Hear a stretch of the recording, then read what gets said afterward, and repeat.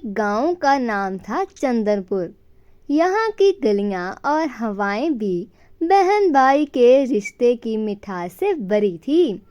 इसी गांव में रहते थे राधा और मोहन, जिन्हें गांव के लोग प्यार से चंदनपुर की जान कहते थे। राधा और मोहन का रिश्ता बचपन से ही खास था। वे हर साल रक्षाबंधन का त्योहार बड़े धूमधाम से मनाते थे। एक दिन राधा को एक पुराना पत्र मिला, जिसमें लिखा था, राधा, इस रक्षाबंधन पर तुम्हें एक अनमोल तोहफा मिलेगा। पत्र पर ना तो कोई नाम था और ना ही कोई पहचान। यह पत्र राधा को हैरान कर गया। उसने मोहन को यह बात बताई और दोनों ने मिलकर यह जानने का निर्णय लिया कि यह पत्र किसने भेजा है। जैसे जैसे रक्षाबंधन का दिन नजदीक आ रहा था, राधा और मोहन की उत्सुकता बढ़ती जा रही थी। उन्होंने गांव के बुजुर्गों से भी इस बारे में बात की, पर किसी को भी इस पत्र का राज नहीं पता था। एक दिन राधा को अपने दादाजी की पुरानी डायरी मिली, जिसमें एक किस्सा लिखा था, जिसमें एक रहस्यमयी खजाने का जिक्र भी था। राधा और मोहन ने तय किया कि वे इस खजाने की खोज करेंगे। उन्होंने डायरी में मिले संकेतों का पालन किया और गांव के बाहर स्थित पुराने मंदिर की ओर बढ़े। मंदिर के पास उन्हें एक गुफा मिली। गुफा के अंदर जाते ही उन्हें एक ताले से बंद दरवाज़ा मिला।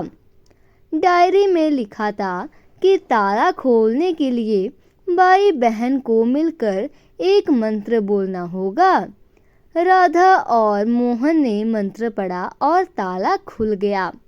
दरवाज़ा खुलते ही उन्हें एक चमकता हुआ बक्सा दिखाई दिया। बक्से के अंदर एक सुंदर राखी और एक पत्र था। पत्र में लिखा था, यह राखी देवताओं द्वारा बनाई गई है और इसे बांधने से भाई बहन का रिश्ता अटूट हो जाएगा। राधा ने मोहन को राखी बांधी और मोहन ने वचन दिया कि वह हमेशा राधा की रक्षा करेगा।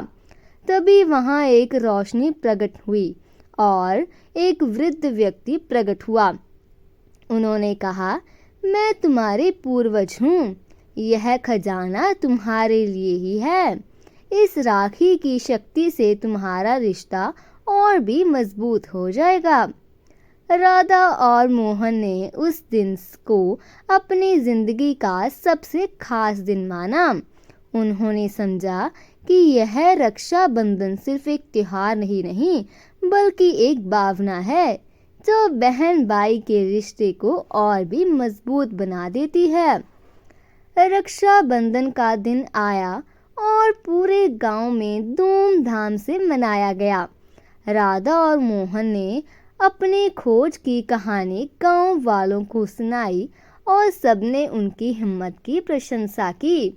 अब हर साल जब भी रक्षाबंधन आता, राधा और मोहन उस खजाने की राखी को विशेष रूप से पहनते और अपने रिश्ते को और भी गहरा करते। समय बीतता गया और राधा और मोहन का रिश्ता और भी मजबूत होता गया। उन्होंने अपने बच्चों को भी यह कहानी सुनाई और सिखाया कि रक्षाबंधन का त्योहार सिर्फ एक धागे का बंधन नहीं है, बल्कि एक वादा है जो जीवन भर निभाना होता है।